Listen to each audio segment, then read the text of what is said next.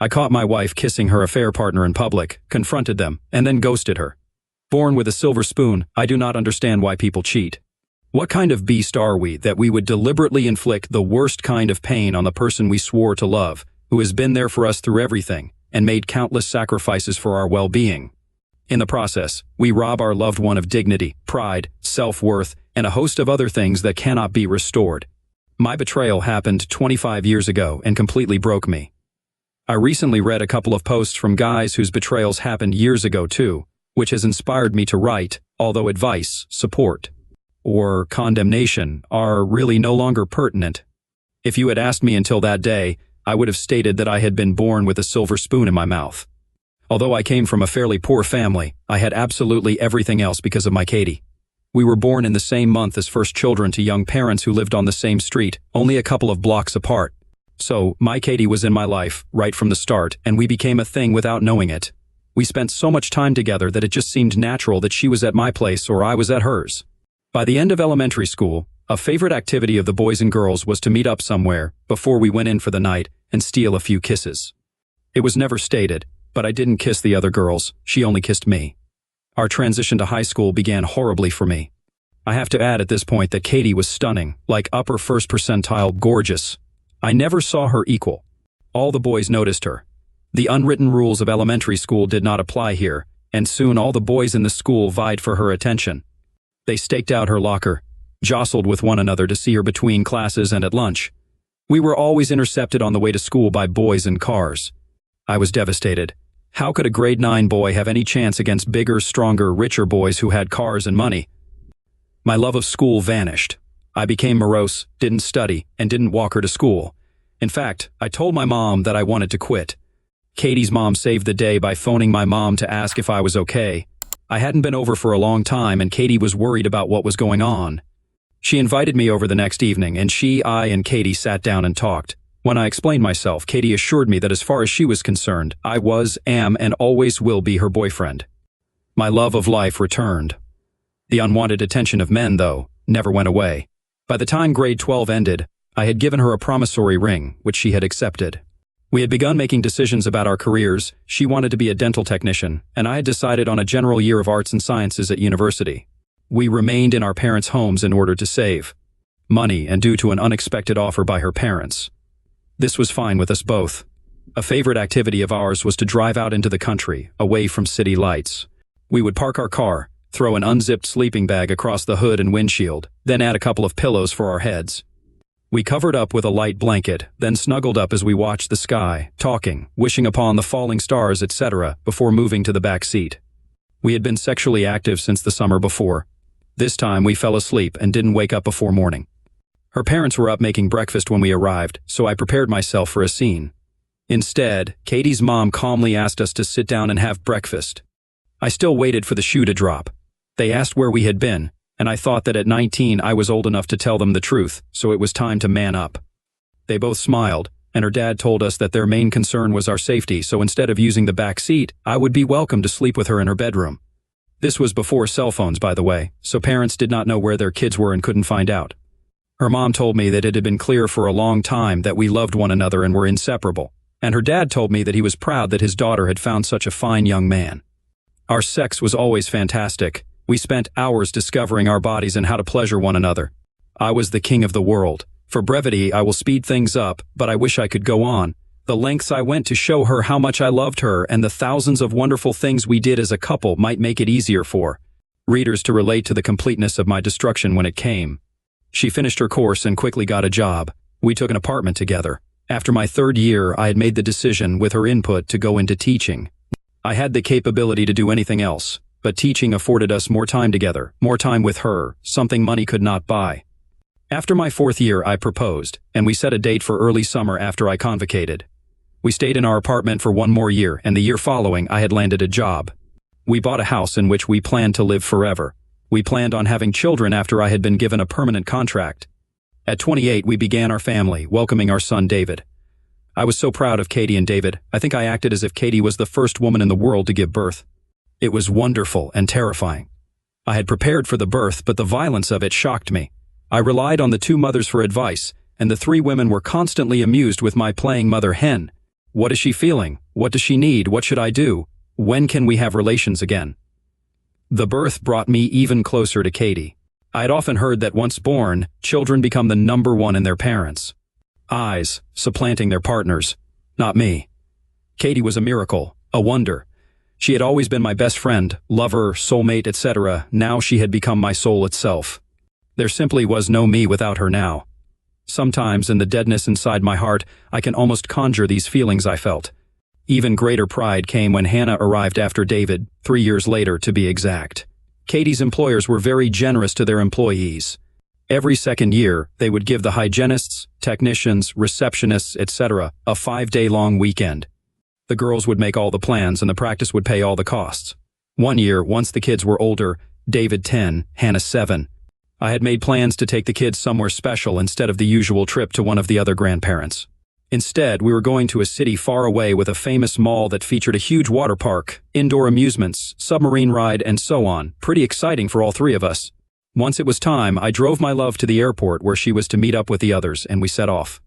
I will just cut to the chase here. On the second day, the kids and I were wading toward the wave pool when we saw something that stopped my heart. Outside the park, but on their way there, were Katie and someone I didn't know, walking hand in hand. In this place, countless people from everywhere go there, and as I stated up front, with her looks, anyone who had ever seen her would recognize her immediately. "There's Mommy," declared Hannah. The tears were already flowing when Davy asked, "Dad?" He wanted me to assure him, I guess. The cheating couple found a pair of reclining beach chairs, and before sitting down exchanged a long, passionate kiss, hands massaging each other's butts. Davy asked me again, "Dad?" But I was just gasping and couldn't form sounds. As the cheaters separated and sat down, Hannah began running toward Katie, calling, "Mommy! Mommy!" As she recognized Hannah, Katie was in full panic, scanning the crowd until she finally saw us. I began walking toward them, and she buried her face into the bath towels she had brought. I stopped in front of the affair partner and asked Hannah to come to me. "So, Ahole, I want to introduce you to the children whose family you just destroyed. I hope their faces haunt you for the rest of your miserable life." He met my words with a crap-eating grin, long practiced, and went and sat a few chairs further away without uttering a sound. I told the kids to stay with their mom and hightailed it to her room. I changed as quickly as I could, leaving most of my stuff and all the kids. At reception, I explained that Katie would eventually want to know where I was, and that it was okay to tell her I had left, and to let her into the room to get the kids' things. I'm not proud of this, but I figured 2 kids might inject a little coitus interruptus into their plans. Then it began. A very long and lonely 8-hour drive home, punctuated by many stops along the way as my sobbing at times grew too intense for me to keep going. When I arrived at our house, I pulled the phone jack out of the wall. I sat down and wrote each of the kids a long letter, which I placed on their pillows. I took a hockey bag, stuffed it with random clothes and items I thought I'd need. I had more romantic plans for the bathtub, but I ran a lot of water into it and poured the better part of 2 gallons of bleach in it.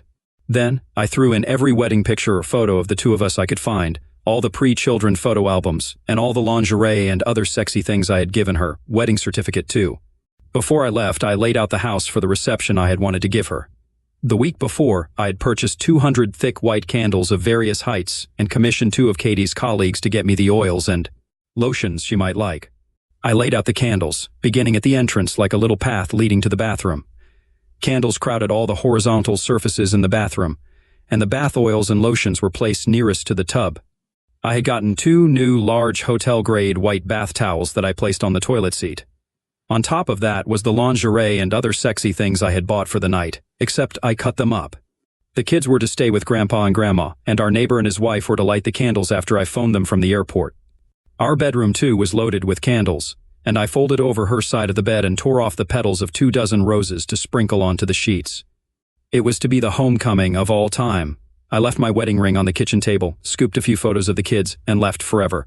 I was in no condition to see anyone, so I booked into a cheap motel to wait for Tuesday, a long week to remember. I did phone my principal and explained that he needed to find a sub because I would not be in the near term. Tuesday morning, I made an appointment with a divorce lawyer and gave him the terms. I would take out half the money in our checking or savings account, whichever was most, but relinquished claim to everything else. I asked for visiting rights during holiday periods. I would never see Katie face to face. All communication was through the lawyer, who was not allowed to disclose my whereabouts to anyone. I headed toward a part of the country where there was a housing boom to find some kind of basic job to pay the bills. I never even thought about teaching again. My lawyer did a beautiful job of keeping correspondence focused on business, and he never disclosed my whereabouts. He even controlled the exchange of children. I could go on, particularly about how I handled things with the kids, my beloved in-laws, but I want to return to my first paragraph. Was the affair worth it? It destroyed me. Think of a light bulb with a burned out element, my spirit, my love of life, of being me burned away. Self-respect, confidence, all extinguished, never to return. Now so many years later, I still cannot trust women. I cannot make myself vulnerable. Guys try to set me up, but I always refuse. My libido did not survive the affair anyway. I was largely absent in my kids' lives. 2 weeks in summer are not much. Was that worth it? Just a mistake? I feel like I can't answer anything anymore, but for God's sake, girls, think about what you're doing before you enter into your little fling. Does your husband or boyfriend deserve this? Comments. Let's see if the community agrees with OP. P Dual Jobs jumps in. Wow, dude, that is the worst story I've heard in the last 6 months of following this sub. I want to say you should have beat the crap out of that guy, but you were a complete wreck emotionally and blindsided.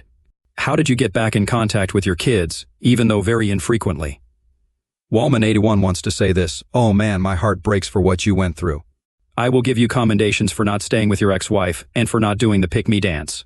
You say you lost your self-respect on D-Day. I'd have to say you maintained it by not being one of those worthless simps who beg for a heartless cheater to stay. I'm quite certain if you stuck around, Katie would have come groveling and begging for your forgiveness, saying she's sorry, that the affair partner meant nothing, but that she'd never cheat again and all that other crap. F that. Kudos to you for getting rid of such a vile human being from your life. However, I will say that your lowest moment was alienating yourself from your children who needed you during the worst time of their lives. You were a coward in the sense of more or less abandoning your children, and now you're going to have to live with the fact that you missed them growing up, and most of all, their lifelong anger and resentment towards you for it. You could have easily been the best co-parenting dad for them and never missed a thing in their lives, but instead, you ran away with your tail tucked between your legs. That's not something I could live with, but if you can, then I guess that's your cross to bear. So here you are, a shell of a man, tainted by life because of what a cheating floozy you were choosing to be miserable, and letting the past dictate your future. You created this traumatic prison on your own instead of rising from the ashes and showing your ex-wife what a real man is made of. I totally get not wanting to date, much less get remarried, but dude, please get some professional help and stop allowing these demons to run your life. By you continually living in misery and heartache, your ex-wife and the piece of crap she was with already won. Coppercoil has the next thought. I was with you until you abandoned your children in a strange place with a cheating wife and a stranger, also you could go home and set up a guilt trip revenge thing. Am I supposed to have sympathy for someone who walked out of his children's lives except for what, twice a year on a weekend for holidays? She's a piece of crap for destroying your marriage by cheating, but you're a piece of crap too. Your children deserved better from both of you. OP has some responses. I appreciate the interest in my post, regardless if it's being supportive or condemnatory. As I wrote though, it is an account of what I did, of what I was capable of at the time, and certainly not a guidebook on how to react.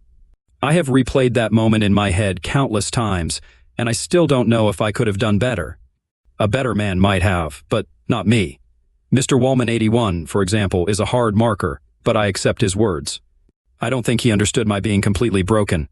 I didn't choose to cave in, but like the burned out element in a light bulb, I was no longer there. But no matter. I'm sorry that this has taken time, but depression has the upper hand with me now, and just getting up is a chore. I do want to address a couple more common comments. As people have taken the time to write, I feel they deserve the courtesy of a reply. Dealing with the kids was relatively easy once I realized that I would have to make a major concession. I had gotten Christmas, Easter, and 3 weeks in the summer. The kids, though, wanted to go to Grandma and Grandpa's house for Christmas and Easter, and I readily saw the benefit to them, so through my attorney, I traded those in exchange for another week in the summer. We did not fight over the kids. In summer, one of my sisters or my parents would bring them out, and I would get them into swimming lessons as I only had 2 weeks holidays then. I am very grateful for the family support. Calling the kids on the weekend at my parents' was normal, but clearly not the same as being there. Once they got older and could drive, I let them decide for themselves what they wanted to do. Usually they came unless sports got in the way. I was able to get David well-paying summer jobs, so he was happy to come out after grades 10, 11, and 12 for the whole summer. They came out on their own. Approximately every second Christmas, I didn't keep a ledger. Hannah and I eventually developed a strong bond because she wanted to understand my hurt and how it damaged me. I think it is pretty simple to sympathize with a wounded person, but I think she has grasped it and has forgiven me for disappearing. She focused on me, Not the marriage, not the family, not changing things. There was no talk of mother until the kids were older. I will write one more post, but I'm going to have to wean myself off the forum. I had hoped that this might make me feel better, and at first it did feel good just to throw the story out to the winds. Recently, though, I have read some stories that have deeply moved me, and I don't need help being sad. One about a man whose wife had cheated and whose 3 daughters hid the affair from him. Several have asked. I am 65 now and was 38 at the time. I'm sorry, OP. Thanks so much for sharing your story with us. We appreciate your vulnerability. I think the answer is no, cheating is never worth it. It destroys everything in its path. It takes no prisoners. That being said, I think what you're feeling is valid. Experiencing something like that can be very traumatic. I also think that some of these comments are valid. Pain is hard, OP, but I do think that you're holding yourself back. Sometimes we can get trapped in our own pain and it becomes a prison. You deserve to be happy. I would love to see you believe that you deserve to be happy and experience love again. Break free from those shackles, OP. Life can be a beautiful thing. What would you do in this situation? Outro, thank you for joining us today. Like and subscribe and hit that notification bell so you don't miss out on our next video.